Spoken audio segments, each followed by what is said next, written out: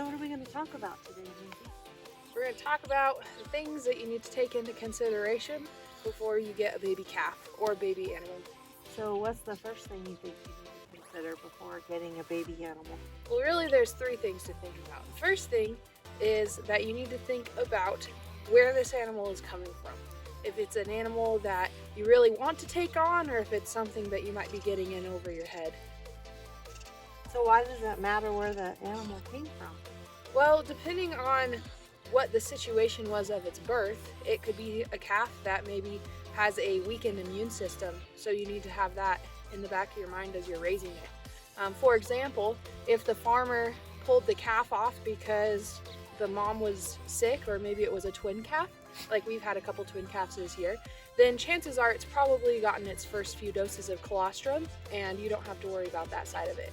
However, if it's a calf that the mom died during birth, like if it was a C-section and the mom didn't make it or something, if that's the case, then the calf may have not gotten its colostrum, and you need to ask the farmer if that is the case.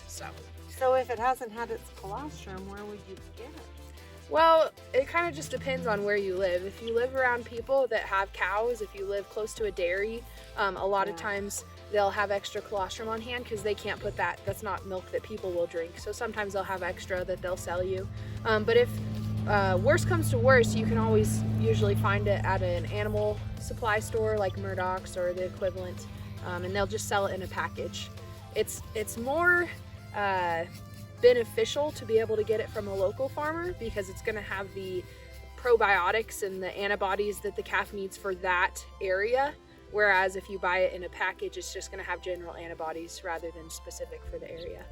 And I know it's pretty important to get that colostrum in like within the first 24 hours. Yeah, yep, because if you get past that, the holes in their stomach start to close up and they're not going to receive it as much. They're not going to get as much benefit out of it. Right, that high, that large protein antibodies. Yep. So what's the second thing to consider? Well, the second thing you want to consider before you agree to taking on an animal is, do I have the resources to raise this animal to where it can be weaned and sold? Because a lot of times people see a baby animal and they think, oh, how cute, let's get one, it'll be great for the kids, but they don't take into account that it's going to cost them money, it's going to cost them time, emotional resources. It's just like when you get a new baby, right? A lot of times you don't get very much sleep in those first few days or months. So that's how it is with a baby animal as well. I know for our calf, your dad has been feeding it like at 6 and 1 or 2, and then even was going as late as 10 o'clock at night. Yeah. Because 3 times a day is really the minimum, 8 hours, as long as they can go without feed. And I know your experience with sheep is even sooner. Yeah, with lambs, you have to feed them. In that first 3 to 4 days, it's critical that those lambs get fed every 2 hours because their stomachs are so small and they need that constant nutritional intake. So, yep, gotta take that into consideration. There's also the financial factor, because how many bags of milk replacer do you usually feed a baby calf by the time it gets weaned on, do you know? Well, those 25-pound bags, we usually do 3 of those, and I think they're anywhere from like $40 to $50. So you're looking at $120, $150 just in that. And if you have to do the colostrum, one little small bag of it, you only need one, but it's like $23, $16 to $23. Plus you have the supplements after, depending on and I think that's our next point, is how long you're going to keep it, Yeah, exactly. And that would be the final point, is what is your end goal for this animal? Are you just getting it as like a knee-jerk reaction that you want this baby animal and you're not considering that it's going to be a time commitment for longer than just this week? What is your end goal? And so a lot of people, what they do is they'll raise a calf to where it can be weaned, where it's on hay and it's no longer needing the extra supplements. Some people will raise their calves until they're big enough to butcher, which is kind of an interesting, satisfying type of thing to do with an animal, to raise it from when it was little to where it's now feeding you. So it just really comes down to, what is your end goal for this animal? Are you raising it to sell later? Are you raising it for your own table? Or are you just wanting to spend the least amount of time as possible on it? For us, we kept the twin calf because there's a chance, since we're just in the beginning of our calving, that we might need a calf if one dies later. So truly, our milk replacer is just, bag by bag. We've started on the second bag, and she's like 14, days old. So, and you really do have to consider like that they're 40 to like 60 pounds when they're born, a baby calf. Within the first year, they're going to grow up to be like 700 pounds. So you need a pen, you need water every day. Yep. They eat 2% of their body weight when they're that age. So you're going to have pasture, or you're going to, have to buy hay. Yeah, pasture's ideal because they do better on it. They eat it quicker than if it was just dry hay in their pen. And it's also cheaper that way, because if you're trying to buy hay, it's going to cost you a lot more than if you have a pasture that you can put them. And another thing to consider is animals generally, especially herd animals, generally do a lot better when they're with other animals. If you have that animal by itself for a while, it can happen, but it just won't grow as good. It won't be as content with what it's given. So keeping that in mind as well.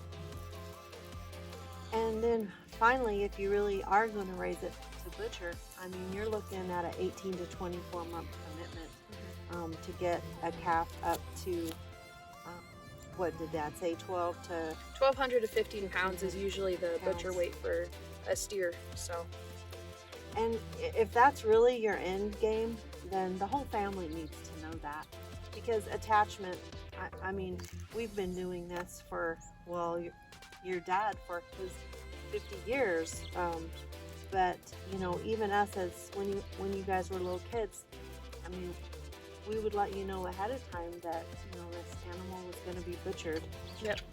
Yep, keeping in mind that this animal, we're gonna be good stewards of what the Lord has given us, and we're gonna give it the best possible life here on earth, but it is an animal that was bred and raised for food purposes, and so you got to keep that in mind. Another thing, there's kind of a third option that some people will take, and that is to go ahead and keep that animal and raise babies out of that cow. However, you have to be thoughtful of if it was a twin, right?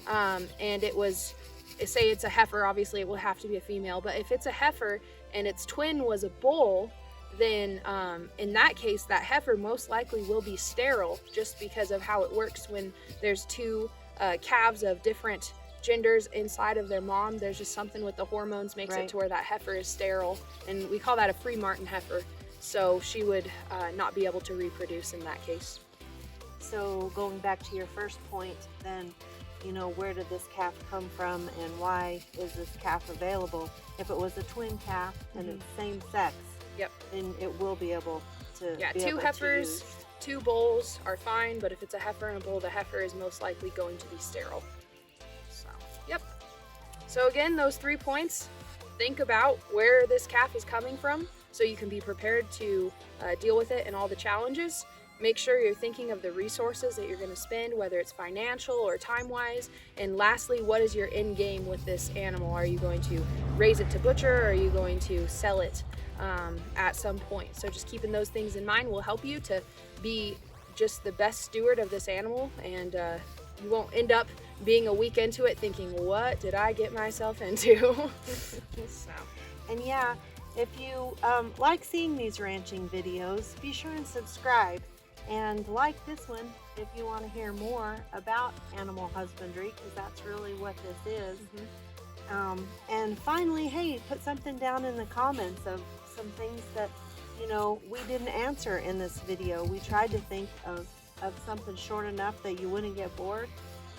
So from our family to yours, we hope you guys have a great week.